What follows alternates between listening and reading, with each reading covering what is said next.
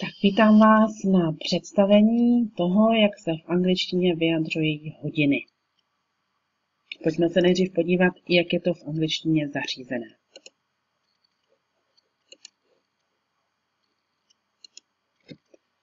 V angličtině na rozdíl od češtiny se 60 minut, což má každá hodina, rozděluje na dvě poloviny. Na prvních 30 minut a na druhých 30 minut.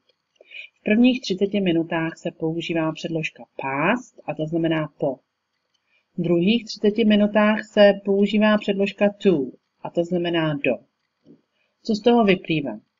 Vyplývá z toho, že pokud vyjadřujeme hodiny, které jsou v těch prvních 30 minutách, tak vlastně spočítáme, kolik minut už uběhlo ta předložka past, od té předcházející celé hodiny. Takže když budeme chtít říct, že je 3 hodiny a 10 minut, tak je to 10 minut, které uběhlo po třetí hodině.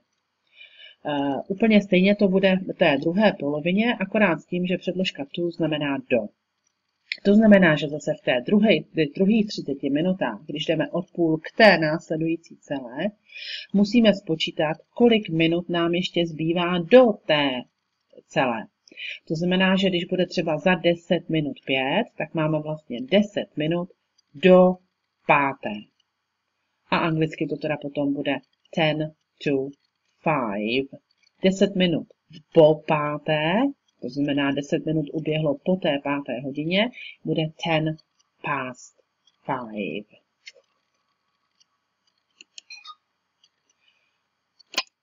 Tak, podívej se teďka, jak vlastně máme rozdělené ty jednotlivé po těch 5 minutách.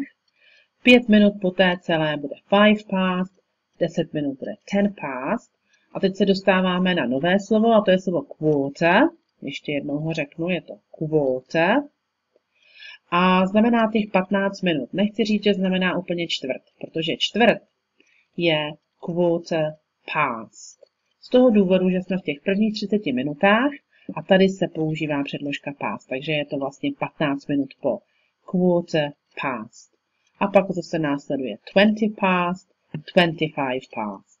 A dostáváme se na druhé důležité slovo, a to je half.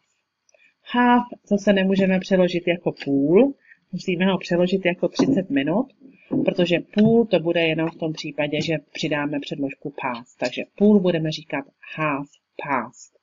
Ale tady je takový malý chyták, protože, jak jsme si řekli, předložka past znamená po, a v těch prvních 30 minutách my se neustále vlastně vracíme k té předcházející celé hodině. Půl čtvrté je vlastně 30 minut po třetí hodině.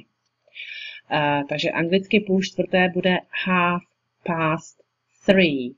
Ale určitě si mě slyšel, že jsem řekla půl čtvrté.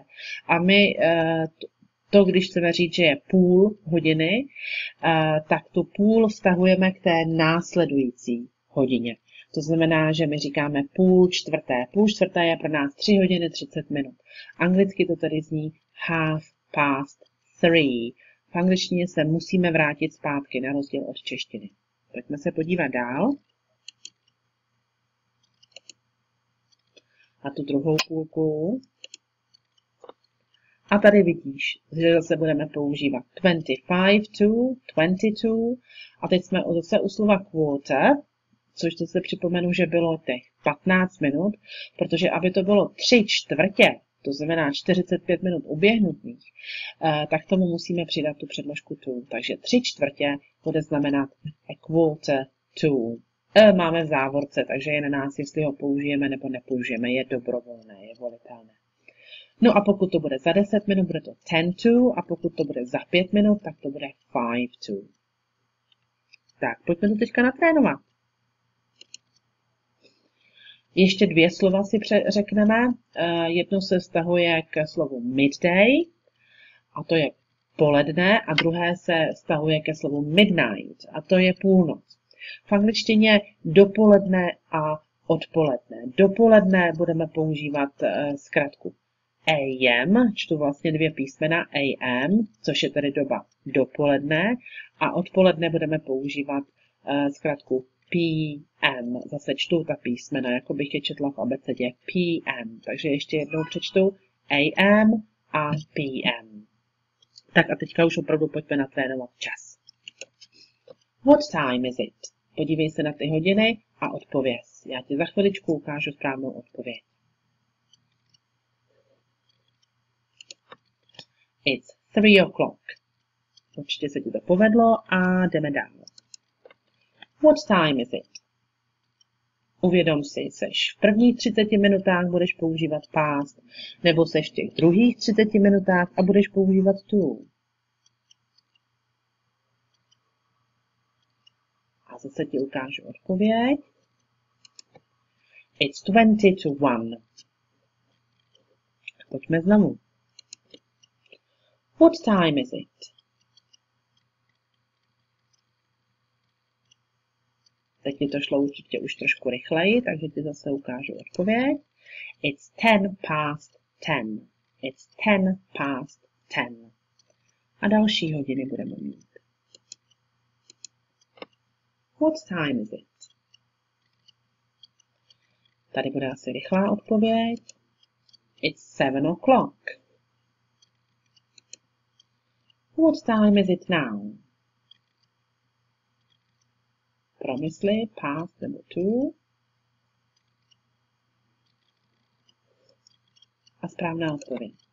It's a quarter to 11. It's a quarter to 11. What time is it?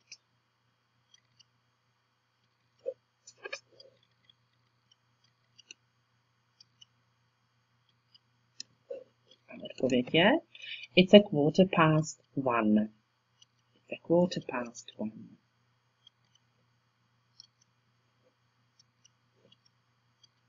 A pojďme dál. What time is it? A správná odpověď je It's 20 to 1.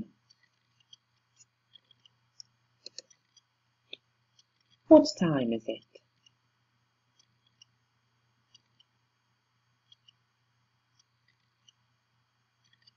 A odpověď je It's half past 9.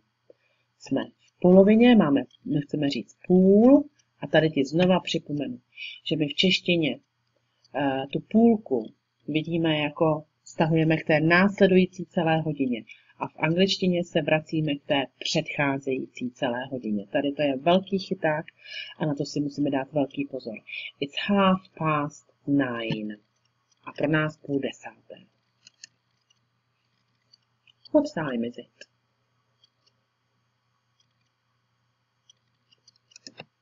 A tohle se ti určitě už povedlo. It's 20 past 5. What time is it?